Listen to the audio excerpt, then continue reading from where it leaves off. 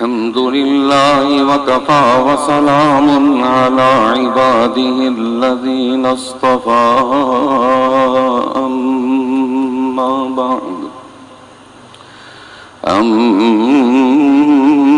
بعد فأعوذ بالله من الشيطان الرجيم بسم الله الرحمن الرحيم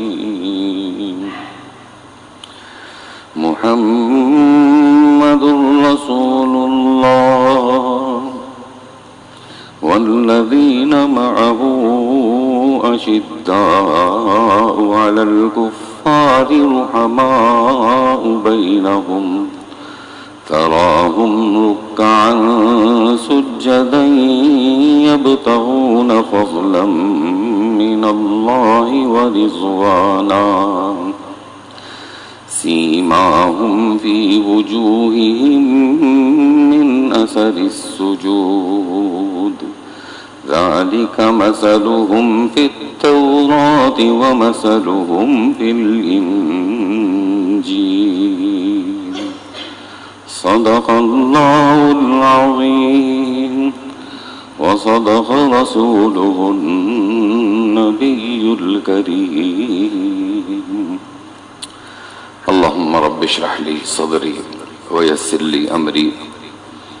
واحلل عقدة من لساني يفقهوا قولي اللهم أرنا الحق حقا وارزقنا اتباعه وأرنا الباطل باطلا وارزقنا اجتنابه آمین یا رب۔ حضرت مولانا مفتی شاہد عبید صاحب کا بیان اتنا عمدہ، اتنا مزیدار کہ مدینہ اور جنت کی سیر کر رہے تھے، جی تو یہ چاہ رہا تھا کہ یہی بیان کرتے رہتے، لیکن حضرت نے اہلا وسہلا حکم فرمایا۔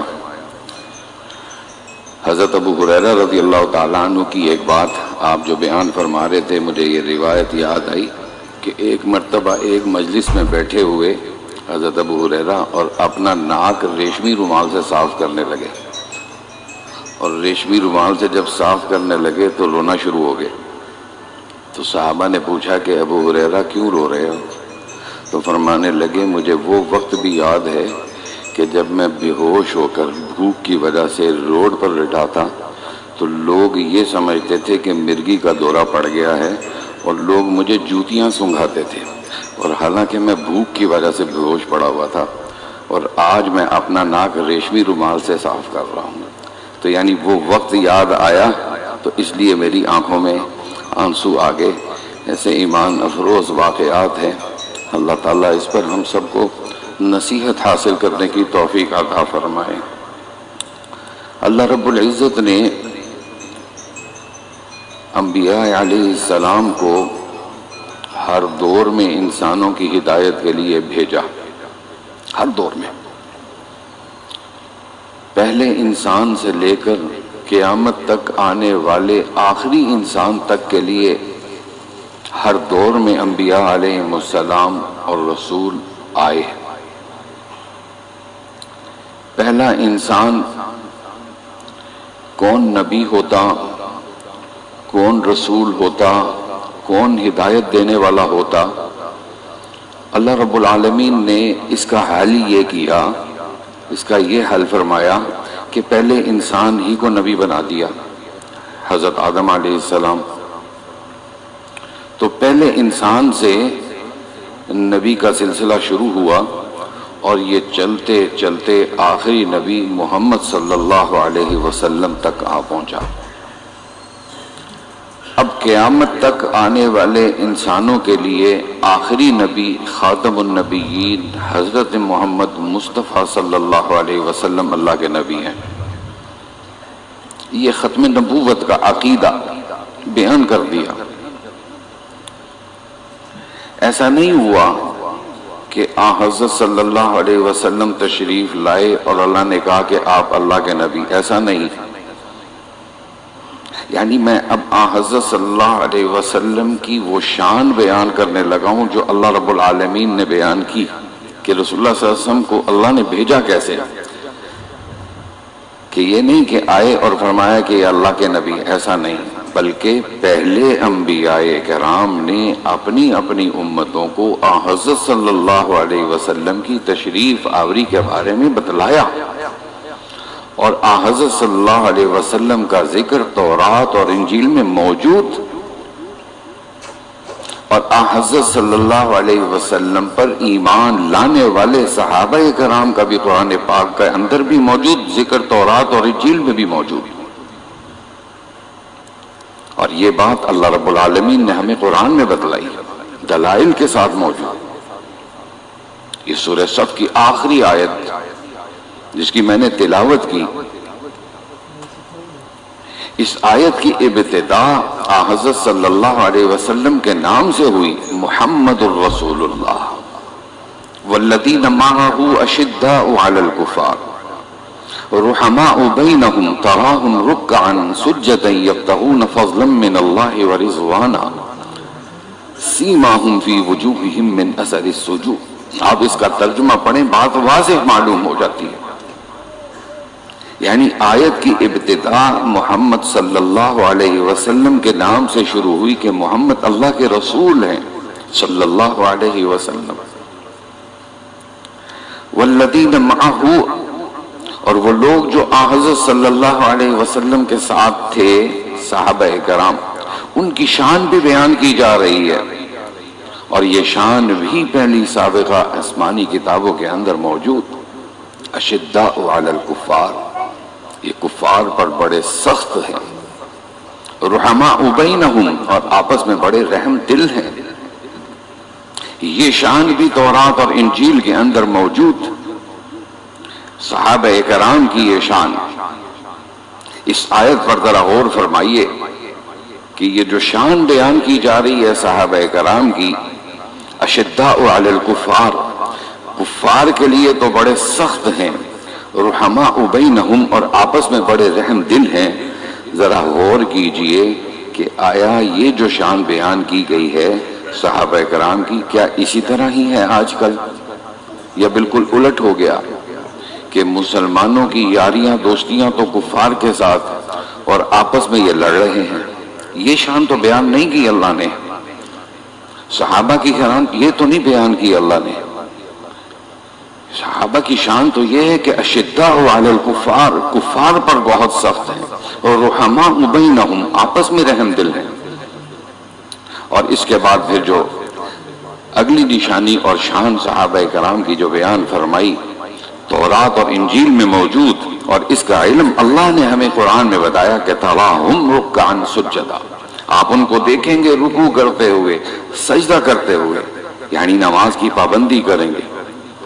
یبتغون فضلا من اللہ ورضوانا، وہ اللہ کا فضل اور اللہ کو راضی کرنے کو کوشش کرتے ہوں گے۔ یہ شان تھی صحابہ کرام کی، یہ ذکر موجود تھا تورات اور انجیل میں۔ پھر اس کے بعد جو اللہ رب العالمین نے صحابہ کرام کی شان بیان کی، یہ پہلی کتابوں میں یعنی تورات اور انجیل میں موجود، سیماہم فی وجوہہم من اثر السجود، ان کی پیشانیوں میں ان کے سجدوں کے اثر ہوں گے۔ یہ نشانیاں بیان کی ہیں اللہ رب العالمین نے۔ سیماہم فی وجوہہم من اثر السجود، اور اس آیت کا آخری حصہ جو میں نے بیان کیا، ذالک مثلہم فی التوراۃ ومثلہم فی الانجیل، یہ ہیں وہ لوگ جن کا ذکر تورات میں، اور یہ ہیں وہ لوگ جن کا ذکر انجیل میں ہے۔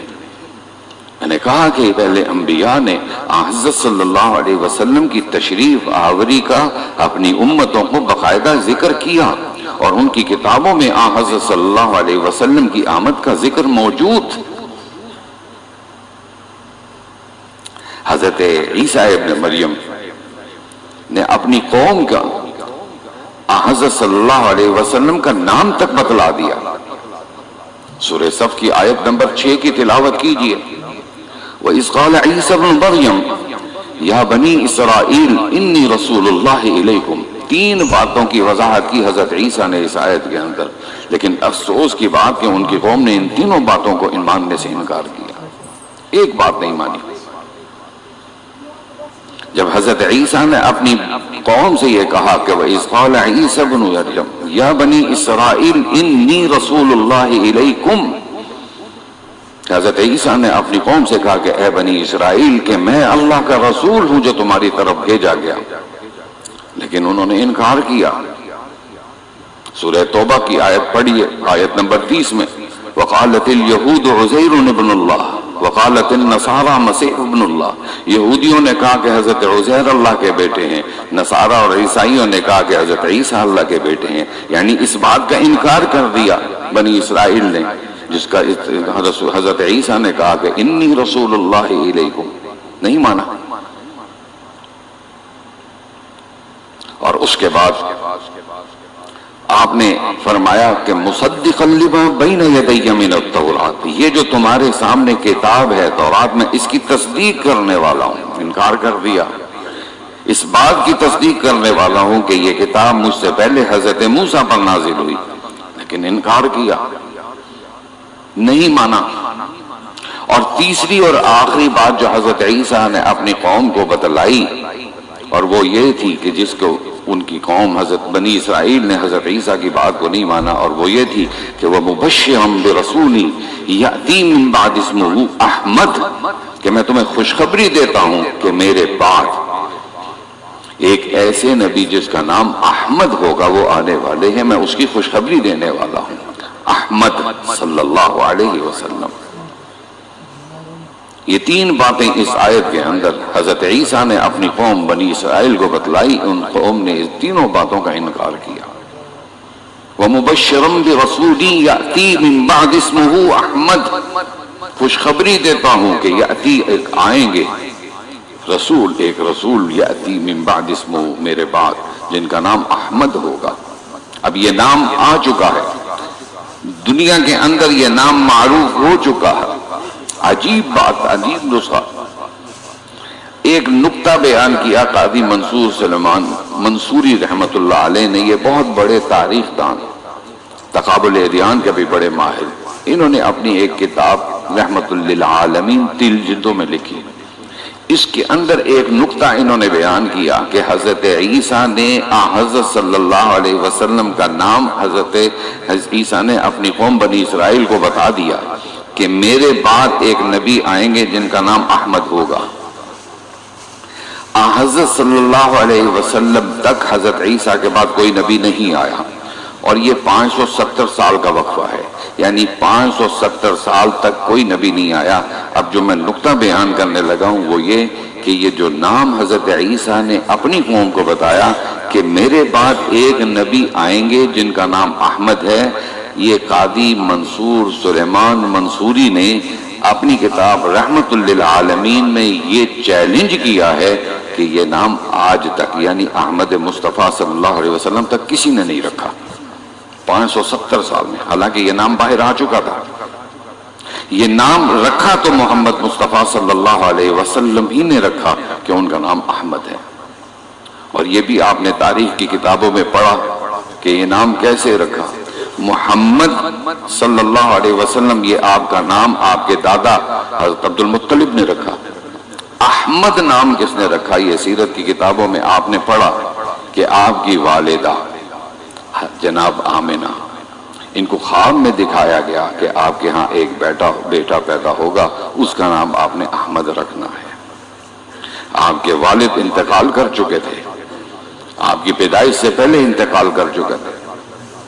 ان لوگوں کو یا رسول اللہ صلی اللہ علیہ وسلم کے بارے میں معلوم تھا کہ آپ یتیم پیدا ہوں گے، یہ بھی معلوم تھا کہ آپ کس سرزمین میں آئیں گے،